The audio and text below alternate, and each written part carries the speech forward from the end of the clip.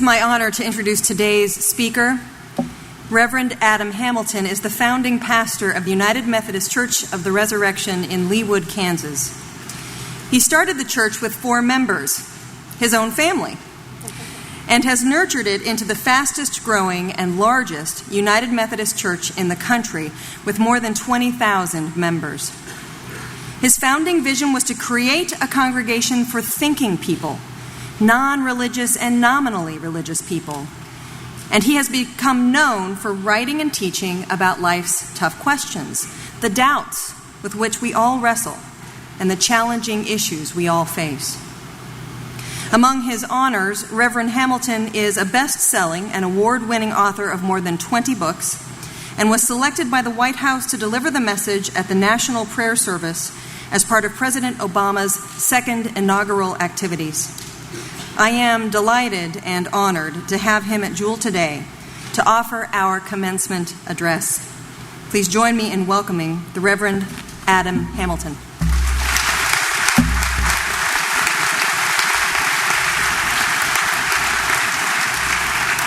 This is such a great honor to be here. Thank you to Dr. McLeod-Walls. Thank you, faculty, staff, family members, and especially students. And I got to do this before I do anything else. I was told as I was coming up here that this class was going to change the world. So I thought if I could just get a selfie with you before you do that. Do you mind? Let's see. Here we go. Okay. All right. There we go. Great. Thank you so much. I know I'm standing between you and your diploma, so I'm going to keep this relatively brief, but I am excited to be here with you on this exciting day. You are graduating from one of the premier liberal arts colleges in the country, and there is great potential awaiting you. And my hope is to share with you a few final lessons before you walk off with your diploma on what it's going to take in order for you to be critical thinkers, living in community, pursuing meaningful lives. You all know that statement, right? Yeah, okay. So that's what you've been prepared for. These folks have given money for you to be able to do this. The faculty have poured themselves into preparing you to be able to do this. So the question is, what's it going to take in addition to your degree to pull this off? Some of the things I'm going to share with you are things that you've learned along the way I just want to remind you of. So there are 4 things in particular I want to mention. The first is the importance of discovering your passionate why. Why are you here? Why do you exist? What is the purpose of being human? Why are you living in this world today? We might think about this as your MVP, your mission, your vision, and then the development of a plan to accomplish that. Recently, I was speaking with a young man who I dearly love, about your ages, and I said, so what's your plan? And he said, my plan is to make as much money as I can. And I said, really, that's it? And he said, well, I grew up in poverty. I mean, I had nothing. I was raised by a single mom. I knew how hard it was to make ends meet every single week, and I'm not going to let that happen to me or my family. And this is all I can think of right now is I'm going to go out and I'm going to figure out how to make as much money as I can. And he said, then someday I'd like to own my own company and I'd like to be in charge. I want to be the guy making the decisions. I don't want to work for anybody. I don't want anybody to tell me what to do. I want to do what I want to do. And I said, well, those are great things. You should, John Wesley, the founder of Methodism, said, make all that you can, save all that you can. But then he included one last piece of it. He said, so that you can give all that you can. And somewhere along the way, you figure out when you've made all the money you thought you'd make, or you make more than you ever thought you'd make, and you go, I'm still not happy. There's something still missing in my life. And that's when you begin to figure out it just can't be all about money. One of the things I love about millennials is most of you figured this out way before your parents figured it out. You figured it out that it's not about money and prestige and power, but it's about something else. I'm reminded of something St. Paul said in writing to the church at Philippi. He says this, don't do anything out of selfish ambition or vain conceit, but instead in humility consider others better than yourselves. Each person should be watching out not for their own good first, but to watch out for the good of others. I'm reminded of something Ron Heifetz teaches. He's at the Kennedy School at Harvard, and he talks about in his book, Leadership Without Easy Answers, that the role of the leader, and I would say the role of any decent human being, is to look at the world, at least in part this is what we do, is we look at the world and we try to visualize what's the world supposed to look like. The world as it's supposed to be. And when we look around, we see the world doesn't look like that. We have the world as it is and the world as it's supposed to be. And Heifetz says the job is to figure out how to close the gap between the world as it is and the world as it's supposed to be. So part of what we've got to do is dream. We've got to look around and see, how is the world not yet like it's supposed to be? And then what role are you going to play with your degree in helping to close the gap between the world as it is and the world as it's supposed to be? Now, there are lots of areas that you can do that. And every field of endeavor with which you have a diploma or a degree today allows you to do that, whether it's the fine arts or nursing or education or business. All of those are fields or areas where we have an opportunity to close the gap. And in every one of those fields, we'll find that gap. Several years ago, I was preaching at Church of the Ressurection, and we were looking at the problems that were so clearly displayed in the news every day that week in the Kansas City, Missouri public school system. Now, things have turned around there a lot, and it's something to be celebrated what's happened. But at the time, the school system had just fired I think it was the 16th superintendent of schools in 30 years. The school had lost its accreditation by the State Board of Education. The morale was at an all-time low among the faculty, and there were students who were leaving as quickly as they could find a way out of the school system. And one of the things we recognized was they were struggling with getting quality teachers. Those teachers were demoralized. There were lines of people waiting to get a job in the suburbs, but not so many waiting in some of the urban core schools. And so we began to talk with the school system and say, what could we do? And they said, well, we need teachers. And so one Sunday I was preaching on this, and I said, when we look at Kansas City, the very first public schools were started by churches. And they were started by churches because Christians believed, people of faith believed, that children needed a chance to have a future with hope. And education was key to that. But somewhere along the way, we've forgotten that this is a part of our mission. And so as a part of the message, I said, I'd just like to challenge those of you young school teachers and those of you who are older school teachers, would you consider leaving your job in the suburbs and going to work in the city? And 3 of our teachers did that. 3 of them quit their jobs in the Blue Valley School System, Shawnee Mission School System, Olathe School System, and they went to work at some of the most impoverished schools in the greater Kansas City area. A year later, I received an email from a woman, one of our young teachers, who went to work in one of these schools. And she said, Pastor Adam, I need to tell you that this week on Monday, one of my 7-year-olds went home and found that her mother had been shot to death. She was gone on Tuesday, but she was back in school on Wednesday because she had nowhere else to go. And all day long today, she held my little hand, I held my hand, she held my skirt, she sat on my lap. She was so disturbed and so traumatized, and she wouldn't let go of me. And I held her all that day, and she said, of course, I'm a public school, I'm not publicly out loud praying for her, but in those silent moments, I'm praying, God, help me to love this little girl. And help her to know that the world is safer than she feels it is today. And help me to give her hope. And she said, my student just left for the day, and I had to send an email to you to say, thank you for being the kind of preacher who would preach and challenge us to leave our jobs in the suburbs to go serve in the city. I'm so grateful that I have a chance to be in this place. She figured out her passionate why. She figured out that it wasn't about money or prestige, it was about something else. And when it came to serving and caring for the least of these, she was finding her richest meaning in life. Here's the second key to leading that meaningful life. Remember, it's all about people. It's all about people. Successfully navigating a meaningful life is about connecting with, caring for, and blessing other human beings. Now, some of you might be the kind of folks who don't do so well around people. Maybe you're more introverted, or maybe you're introverted and you just don't like people. My dad just tells me, I just don't like people. And sometimes as a pastor, I have said I would love my job were it not for the people. But somewhere along the way, you've got to figure out, how do I connect with people? How do I bless them? How do I love them? How do I encourage them? I mean, the mission in life, according to both the Hebrew Scriptures as well as the Christian New Testament, is to love your neighbor as you love yourself. It's to do justice and to practice loving kindness. I mean, these are the kinds of things. Every religion has something like this. It's pointing towards this idea that you were meant to live in community with other people and you were meant to care about other human beings.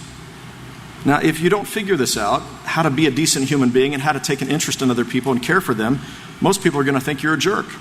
Now, some people can get away with being a jerk. If you make enough money somewhere fast enough, you can get by with being a bit of a jerk. But for most people, you're going to have to figure out the people skills. And what we know is that most experts will tell us EQ is far more important than IQ or GPA in determining your success in life. Every success I've ever had in life had to do with people skills. And here I'd remind you of those famous words God spoke to Abraham, where he said, Abraham, I will bless you so that you might be a blessing to all the nations of the earth. This is the rhythm with which we're meant to live. We're blessed so that we can be a blessing. Now, this is done, of course, in sometimes really big ways, but usually it's in very small ways. So I'll give you one example. Several years ago, I was getting gas at a convenience store near the church that I serve. And I walked in, and the woman behind the register, you could tell she was having a very bad day. She was slamming the register door closed. She would, when people would walk up, they would bristle because she would say, what do you need? What do you want? What do you need? and it just felt unpleasant. And I'm bracing myself for the exchange I'm going to have with her. But as I'm standing there in line, I began thinking to myself, why is she so unpleasant right now? And then I began to make up a storyline for her. I didn't know if it was true or not, but I began to think, I wonder if this woman is working for minimum wage, if she has a child who's sick at home and no one else to take care of it, if she's been discouraged for a long time in a job that feels like a dead end and people have been unkind to her today. And as I began to make up these things, I began to feel compassion for her. And then I began to think, what can I say that might be a blessing to her? How can I find one nice thing to say about her? I mean, this wasn't rocket science, right? I walked up and I looked and I saw she had a pair of glasses on that looked unique and interesting. And when I got to the register, she said, what do you need? I said, well, first, I really like your glasses. Where'd you get those glasses from? And it just stopped her in her tracks. Just a simple compliment. She was like, and I said, by the way, I want to say one other thing before I tell you what I need. Thank you for being here. Because I know, this is not an easy job to have. And because of you, I get to get gas and I get to go on my way. And I know this is probably a thankless job, but I want to say thanks for being here for people like me. And tears began to well up in her eyes while she's standing behind the register.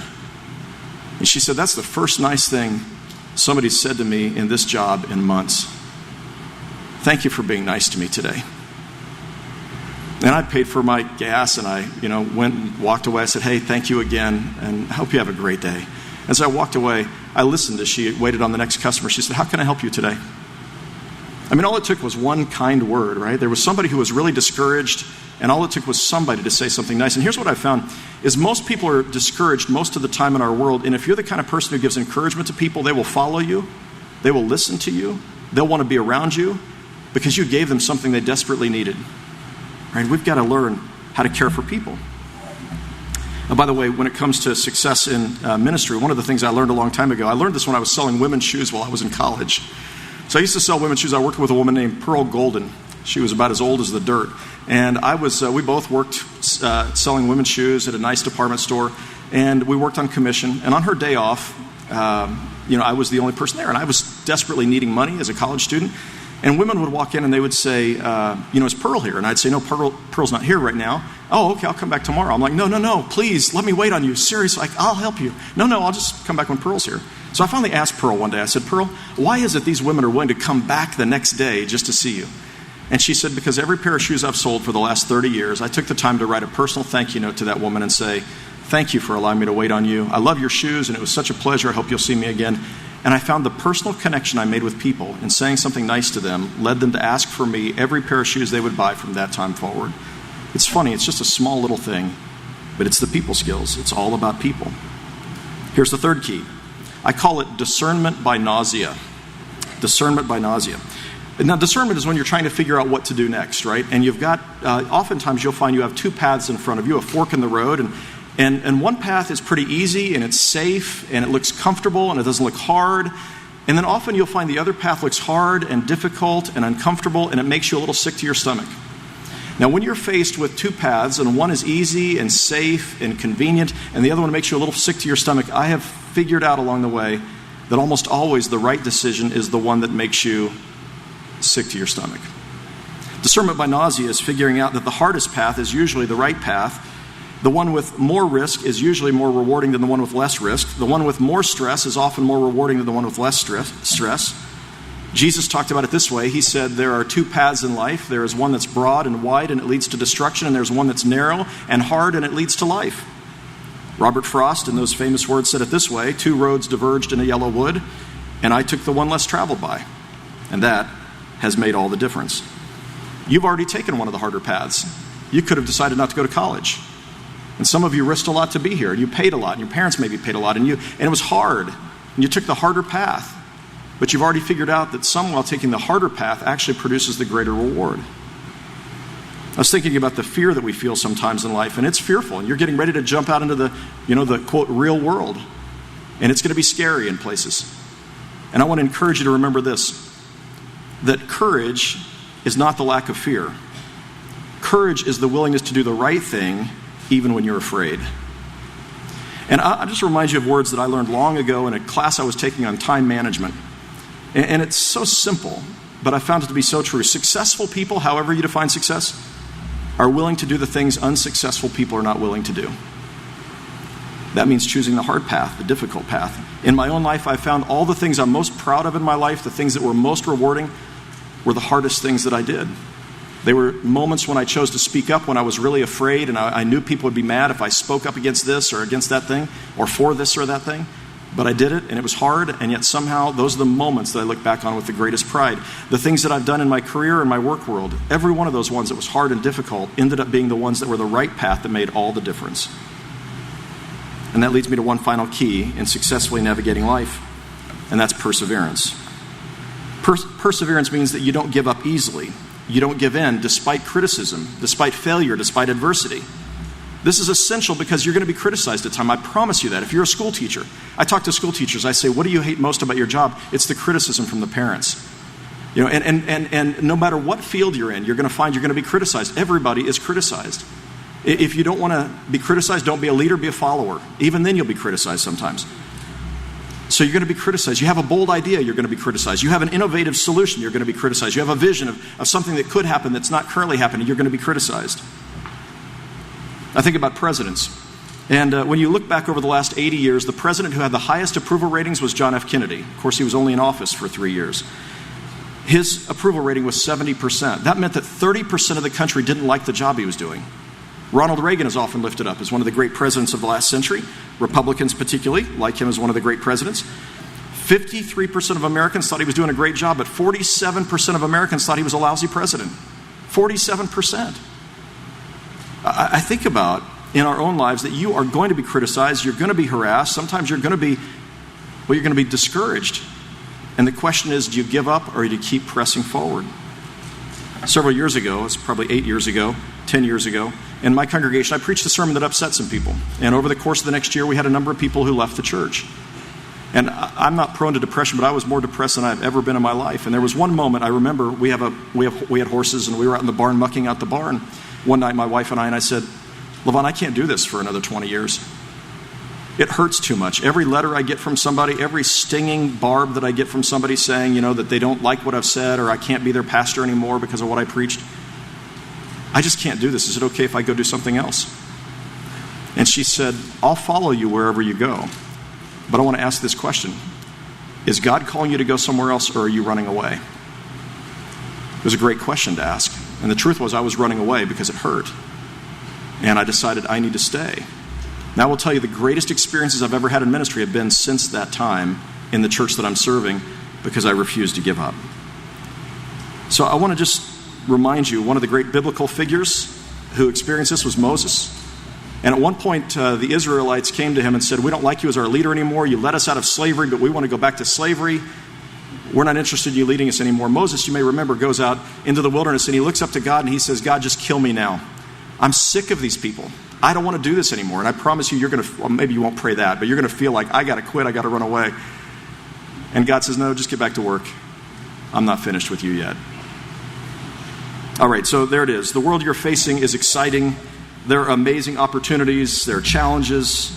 You've received an outstanding education. Now you've got to find your passionate why. What it is that you really believe in, aside from just making money or advancing your own career. You've got to remember that success is all about people. You've got to hold on to the fact that at times you're going to be called to do the hard thing and not the easy thing, and that's going to be the key to your success. And finally, when adversity comes, and it will, don't give up. And you're going to be the kind of people who are critical thinkers, who live in community, who experience meaningful lives. God bless you as you do that.